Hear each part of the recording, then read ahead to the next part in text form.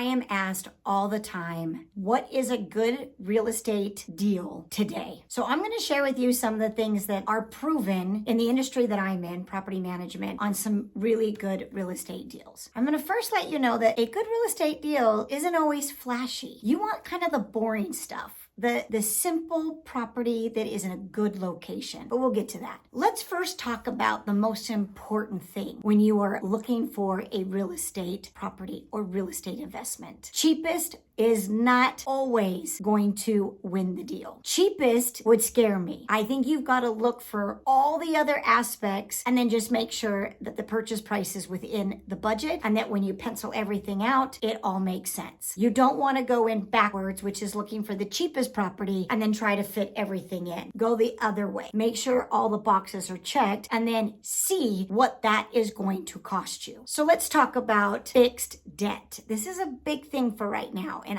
for whatever reason, I believe people are forgetting what a great investment real estate is. So let's just talk about a simple $400,000 property in Las Vegas. Yes, median home price in Las Vegas is a little over $400,000. Crazy that we're close to $500,000, but that's why we're going to talk about this, because a few years ago, you would have been like, $400,000? Oh my gosh, I would never pay $400,000 for that property. And it was $200,000 at that time. So obviously, appreciation is a factor in real estate. So you have this $400,000 property. It checks all the boxes. You go in, let's say you put 30% down, because 20% down is usually required when you're an investor. You're going to have to go 20 or 25% down. You are going to get penalized a little bit on your interest rate because an investor is never going to get a primary resident interest rate. So you're always going to be a little bit more unless you do private financing. So I'm just going standard, conventional, traditional way to buy a property. So let's say on this one, you're going to put 30% down. When you put your 30% down, you will then have your remaining balance be your mortgage, right? And they're going to have a mortgage, your interest, there's going to be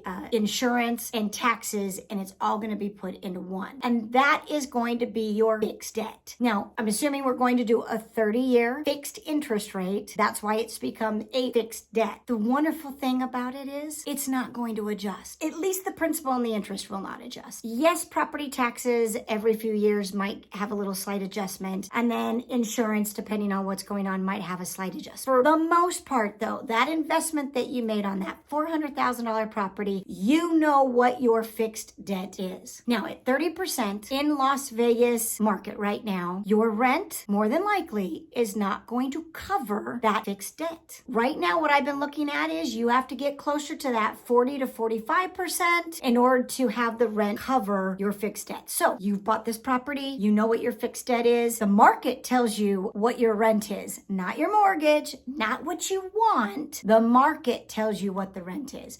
So you put it on the market, you put it at a fair rent, and then lo and behold, you've secured your renter, and now you come out of pocket $200 or $300 every month. Is this still a good investment? Yes. And this is why I don't understand why people are like, well, Jenny, I'm not going to buy that property if the rent isn't going to cover the fixed debt. Buy the property, because this is what will happen. You will buy the property in 2025 or 2026. And yes, every month you're going to have to cover whatever the rent doesn't cover. It's like a little savings account for you, because as the years go on, the rent will go up. As the years go on, the property is going to be worth more money. Inflation happens. It's the only time inflation is your friend, because your debt is fixed. You know what your mortgage is going to be on that property. And then the best thing about it, somebody else pays it. Somebody else is paying for you to get wealthy. It's wonderful. And I don't know why people are on the fence right now saying, I gotta wait for the interest rates to go lower. Because if interest rates go lower, the price is going to go higher. It just happens. They're also on the fence saying, well, I want to wait until I've got my 40% down because I don't want to come out of pocket every month. Well, if you wait, then you're not going to get the interest rate of today or the price of today. Those certainly might adjust, and more than likely, probably not to your advantage. And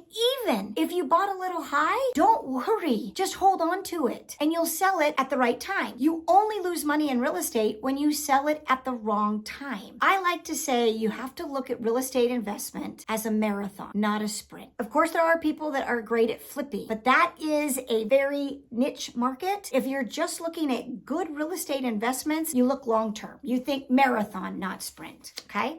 So if you pay a little bit more now, and next year prices went down a little bit, don't worry about it. You still have this fixed debt. And the $10,000 that the property is, you could have bought it for $10,000 less, is not a big number when you're amortizing it over 30 years, okay? So that's the big thing. You want to know what your fixed debt is. You want to make sure you understand if the rent's not going to cover it, how much you're going to be putting into your savings account every month. Now, let's talk about location. There are a lot of people that, again, look at that price tag. Cheapest property they can buy. Oh, it's 2,000 square feet and it's, it just got rehab and I can buy it for $50,000 less than the property that's over here in this really cool community. Well, it's $50,000 less because it's in a location that may not be in demand for a lot of renters. So you want to have location on your side. You want to make sure that the neighborhood and the community is a high demand for renters. That's going to mean, is it easy to get to schools? Is it easy to get to for freeway access? Does it have restaurants close by? It doesn't have to have a big backyard. It doesn't have to have a chandelier in the entry. It can be very basic, but if the location is great, it will have renter demand. So you're looking for that. You're going to know what your fixed debt is, and then you're going to go out there and you're going to find a property that checks all the boxes. You're going to know what that dollar amount is that you're going to need. That's what comes in with that fixed demand. And then now you make sure that you find the right location. The other thing is you want to make sure that the stability is good. Stability for me is a great floor plan. You want to make sure that the floor plan is something that is not chopped up, that a renter is going to go in and be able to place all their furniture everywhere they want to put it. You want to make sure that the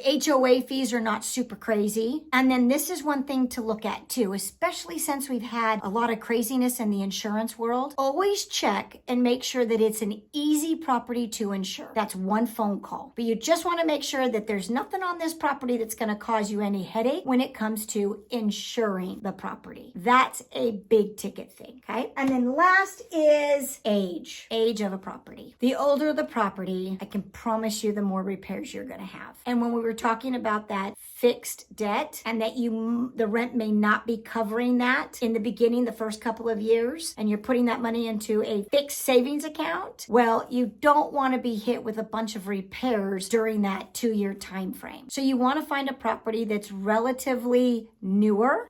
Right now in this market, the newer the better. There are builders right now that are doing some phenomenal incentives. There's one that's got a $20,000 buy down on an interest rate. Whatever you don't buy down on the interest rate, they'll let you use towards your closing costs. So there are a lot of brand new homes or relatively 1 or 2 year old homes that you can pop into. Pretty safe to say that you're not going to have a bunch of repairs on anything of a property that's less than 5 years old. So you can look for that. So age, location, knowing what that actual property is going to cost you so that you know what your fixed debt is. There are a lot of properties out in Las Vegas right now, North Las Vegas, Henderson, that are really good deals. They're boring, they're not flashy, but they will be profitable. If you've got your 40% down, then you're going to be able to cover what your mortgage is to your rent. If you're less than 40%, more than likely, you'll be coming out of pocket, but it is still worth it. Don't sit on the fence waiting for the perfect deal. You could be waiting for years and then still never find it. They're the boring properties that are out there, but they check all the boxes. So that's how you find a great deal in real estate in today's market.